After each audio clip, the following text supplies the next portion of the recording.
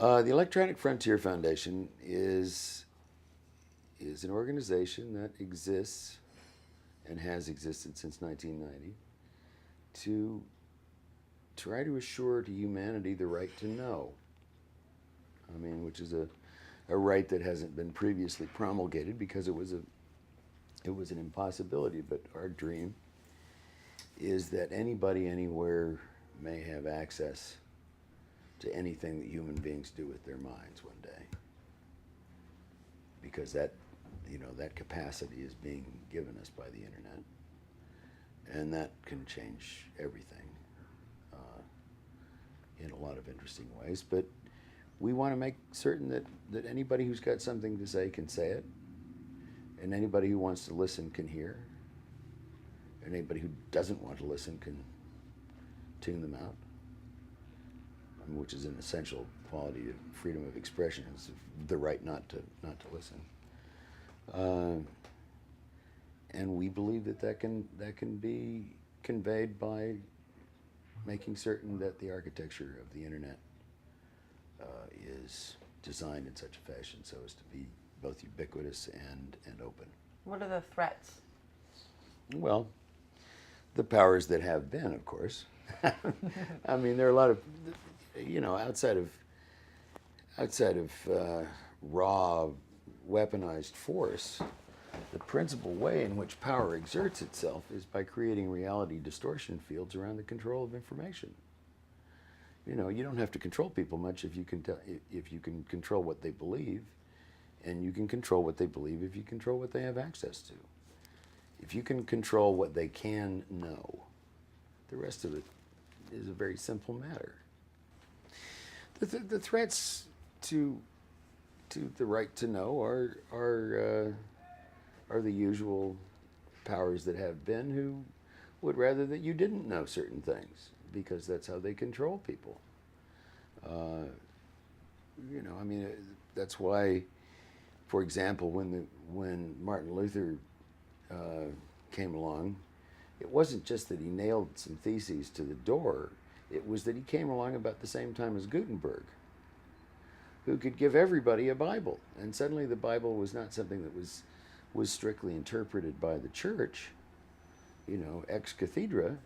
The Bible was something that anybody could read and figure out for himself. And that fundamentally changed the power of the church, and changed the power of all social organization in Europe. And we just think, the human mind has its limitations, but we just think that humans are more likely to achieve their ultimate purpose, whatever that may be, if they have the capacity to completely explore the possibility space of what can be known. And I have a mystical belief in this, and EFF does as well. We want people to have, I'm pro-choice, but you can't make a choice unless you have all good choices are informed. Now, I would grant, I can imagine there are people who listen to me say that and say, well, yeah, what about the new reality distortion fields that spin themselves up in the rumor mill of the internet, where you've got, like people who are going around claiming that Obama's a Muslim, or that he wasn't born in America, or, any number of silly things that get spread around. And that happens, but I ultimately think that in a completely open information environment, the truth will out. But at the same time, the distortion fields are, in order to cope with all of that information, we seek those things that confirm.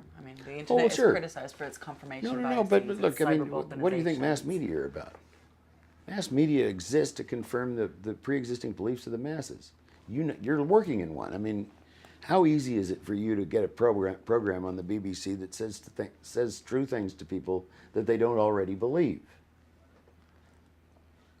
I think you'd have a hard time. So is the objective to lay it out there and then let people find out? I want there to be an open smorgasbord, and that anybody can roam at, and EFF has been, I think, remarkably successful in maintaining this. The Electronic Frontier Foundation as an organization and as a kind of mission that a lot of people just decided to adhere to, whether they were members or not, I think has been, if I died today, I would still feel like I did something useful.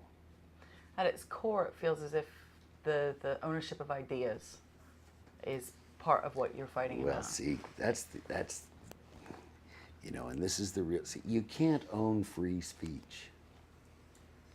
And I saw this very early. This was actually not an EFF issue. It was something that I identified. I wrote a piece for Wired magazine in '93, which called "The Economy of Ideas," and I recognized that the only reason that copyright had worked was because it was hard to make a book. And that suddenly anything that a human being could do with his or her mind would be infinitely reproducible at zero cost and infinitely distributable.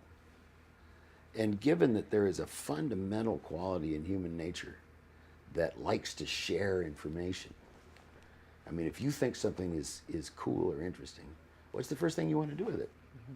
Tell everybody you like. And if it's not just simply saying, I read this great book, you should go out and buy it, but you can just sort of zap the book right into the other person's mind, practically, you're going to do that. And you're not going to have much regard for copyright. And so the powers that had been suddenly saw copyright as being a splendid way to control this scary new liberty. That exerting powerful controls on owned word would be the real method of clamping down on this thing.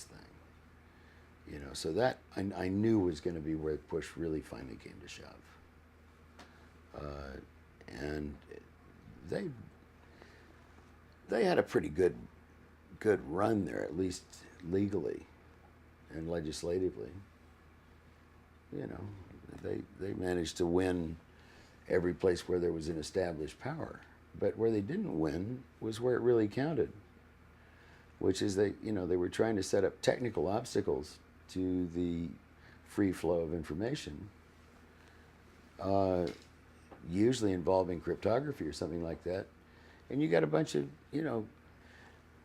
55-year-old greedheads that are up against, 17-year-old electronic Hezbollah that they have seriously pissed off by their previous depredations on that community. So, I mean, who's going to win that one?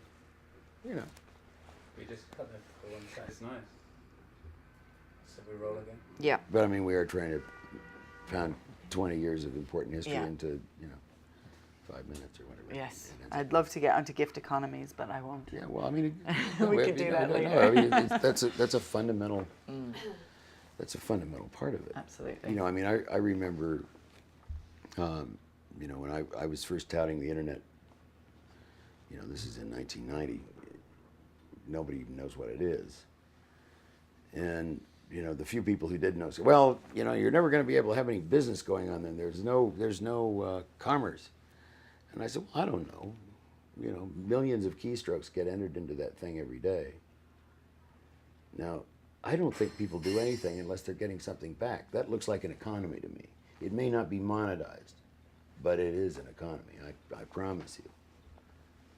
Well, increasingly, it is monetized